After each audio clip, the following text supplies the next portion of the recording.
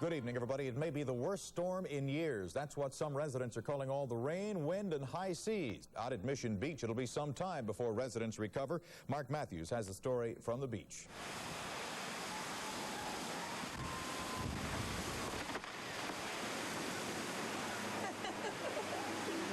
Pretty good stuff,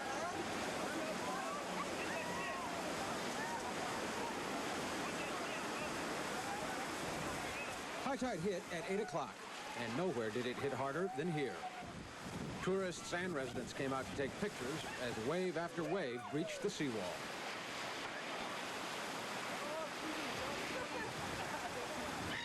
Amateur photographer Curtis Bowden was shooting from his front steps.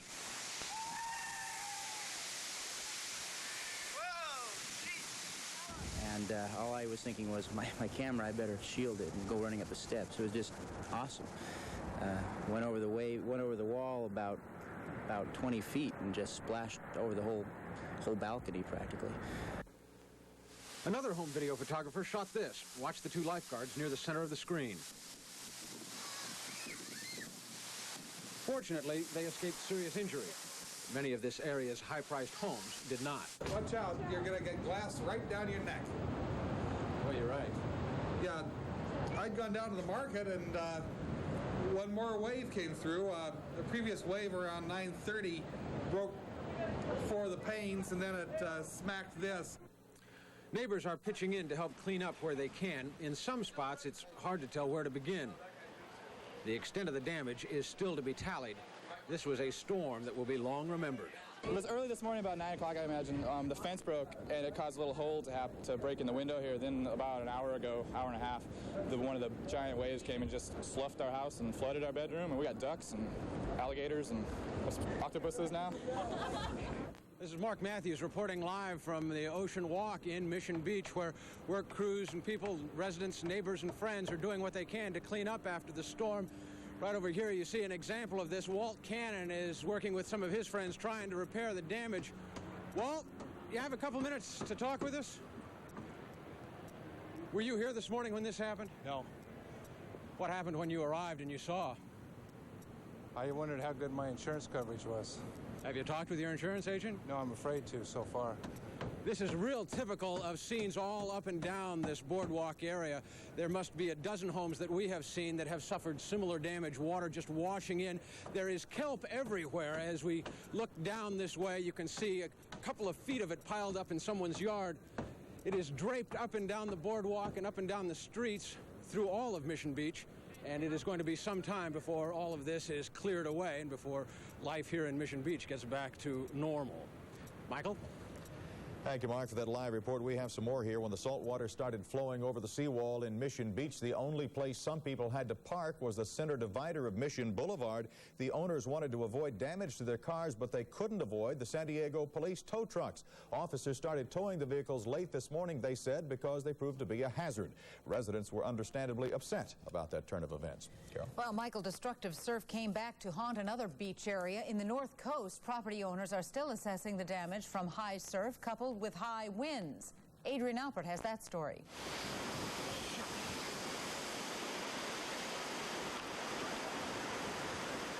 Beachfront property found little protection from seawalls as waves up to 10 feet carried on extreme high tides came crashing through Del Mar.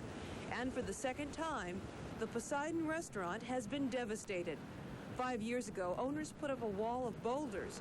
Now it seems the rocks only help propel the powerful force of the waves, gutting the building, leaving it only an empty shell. The Poseidon, a funky North County beach hangout, is closed indefinitely.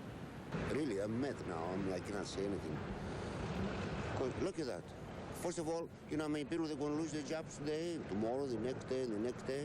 Decking at the Chart House was undermined, but the restaurant plans to remain open for regular business hours.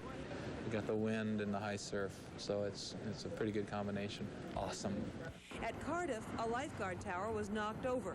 The amount of loss to civic property has not been added up.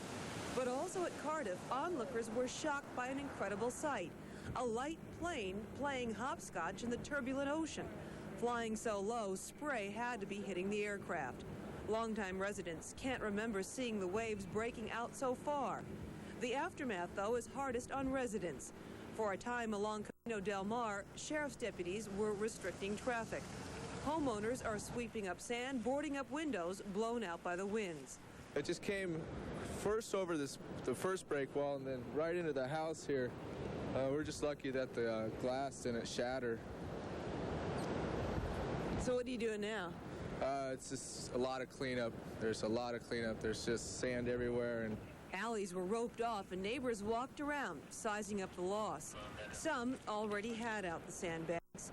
Others now have a lot more sand than they can handle. Cleanup was complicated by the blowing winds and dropping temperatures. While the debate may never be settled whether the damage is worse now than it was 5 years ago, one thing is for certain. Everyone expected this storm, and yet few were ready for it. Adrienne Alpert, 10 News, Del Mar. The water lapped at the foundation of homes in La Jolla, but all in all, it didn't do much damage. The waves crashed through barriers and into one house, causing minor damage. But restaurants and homes right on the beach survived intact. The Marine Room's reinforced windows took a pounding from the heavy surf, but unlike 1983, they did not break. And dozens of wave watchers braved the cool temperatures and dangerous conditions to watch the show nature put on at the La Jolla Children's Pool. In the South Bay, meantime, the wind whistled over Imperial Beach, ripping apart roofs, snapping trees, and pushing the already high tide into the streets and also into homes. Southern Bureau Chief Leonard Virial has more on the storm from there.